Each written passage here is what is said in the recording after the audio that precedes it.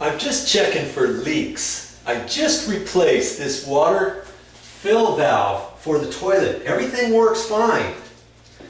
But I want to show you something you can do if you don't want to replace your old fill valve. Here's the old one right here. The new one looks pretty much like this, except this rod's plastic and everything else looks pretty much the same. But I've gotten a few responses lately on my channel saying, hey Joe, where do I get one of these fill valves? Or maybe they don't live in the US and it costs $40 or 40 pounds to buy one of these. Well, there is something you can do that I don't usually do, because in the US I can get them for less than $8. So I just go ahead and replace the entire thing and be done with it. But if you want to fix your old water fill valve, listen up. Here's the head of the top of the water fill valve. Now you can take that off, and there's a little washer in there, rubber gasket, and you can replace that, and generally that will do it. Or there might be some sediment in here that is causing the water fill valve to keep releasing water. When this pulls up like this, maybe yours doesn't stop the water. As soon as that goes up, it's supposed to stop. You've adjusted this this float as best you can with this side deal and all that, and you just can't get it, and you're at your wit's end. Well, to get this off, do not try to pop it off this way or push it off like that. You're going to break it. Okay, there's a trick to getting this off, and I'm going to show you how to do that right now. Let's see if I can't show you how to do this. Here's the trick. You have to lift this float up. You have to get the arm up all the way first. What I do is I just kind of hang on to the float like that, okay? Then you can kind of hold on to the body. And mind you, most of the time this is going to be inside your toilet. So I've already replaced this, but I thought I'd show you how this works anyways. Now to get this off, you have to push down on this and turn it 1/8 of a turn counterclockwise, okay, which is like you're unscrewing something. But you have to have this arm up. You can't just turn it before. So push that up, then push pressure on here, turn it 1/8 of an inch, 1/8 of a turn, like that. Okay, and this top pops off. Look at that. I got to remember how this goes back on, huh? Okay. Can unslide that there. If you do that, just be careful with it, you know, so you know how it goes back together. See this? This is a rubber gasket assembly. Now you might have some sediment in there that all you got to do is clean that off. Maybe that's the only thing that's causing your valve not to work. Okay, clean that off, see what you can do, put it back together. If it still leaks, or if it's still not stopping when this head pops up like that, when the arm pops up, you know, maybe you just need to replace this. You can go down to the hardware store and get just that. Let's see how this comes off. I've never replaced one of these because, like I say, they're only $8 to replace the whole thing. Okay, there it is. That's the thing you could replace right there.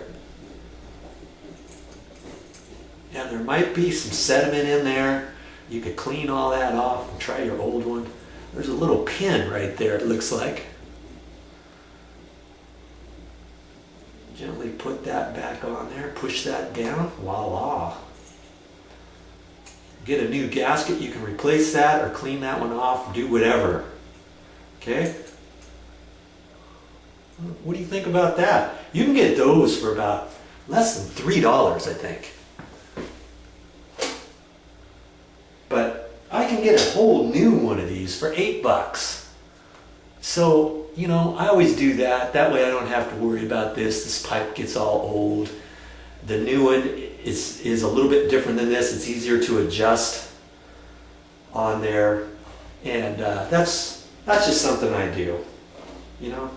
But you want to fix it? Here you go. Let's put this back together again. See how it's going to go.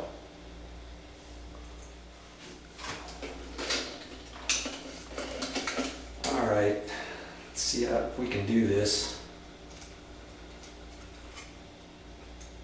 Gotta figure this out, huh? I forgot how I put this on.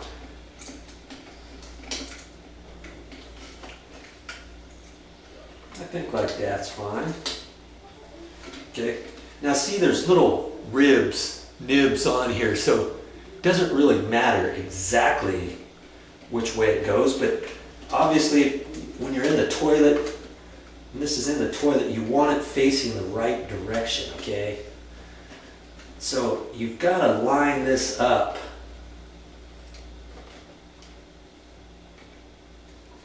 And to get it back on there, you've got to turn it over 1/8 of a turn, okay? Push down on it, and then turn it clockwise until you hear it snap, okay? This drops down into place, and it's on there now. Good as new. Try that next time. Again, lift this up, push down 1/4 or 1/8 of a turn, counter clockwise, pull that off, and you'll see how it fits. 1/8 of a turn. Then you got to push this up. Push that up so you can slide it. You know, the arm. That. Push down on it. 1/8 of a turn to the right as you're tightening it, and it's back on. You got to make sure you get it all the way back on, because when you turn the water on, you don't want this cap to fly off. And incidentally, when you're installing your new one, if you want to do that, it actually tells you to do that too, to take this off. Like if you're installing brand new, or if you've got your water off for a long time, if your pipes are really old, and each time you turn your water on, maybe you get some sediment coming up in there. You could get some sediment inside that gasket, right? And if you do, even your new one, when the arm goes up, maybe it doesn't stop the water, and you think, oh, the new one's not working properly. Well, it could be because you got some water, some sediment inside your water once you turn the water back on. So they recommend you popping that off, holding the cup upside down, turning the water on underneath the toilet a couple times, like that.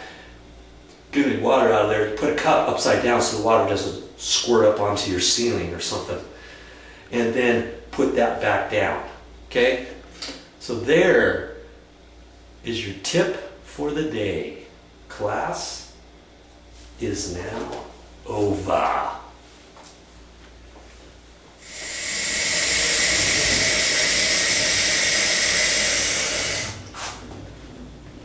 I got about 1 inch of water below my drain. That's perfect. I've already got it all adjusted. Everything looks fine.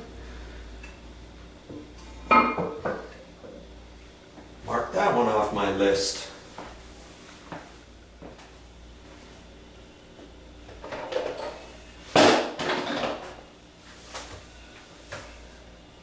That's all I got for now. But I'll be back with more videos.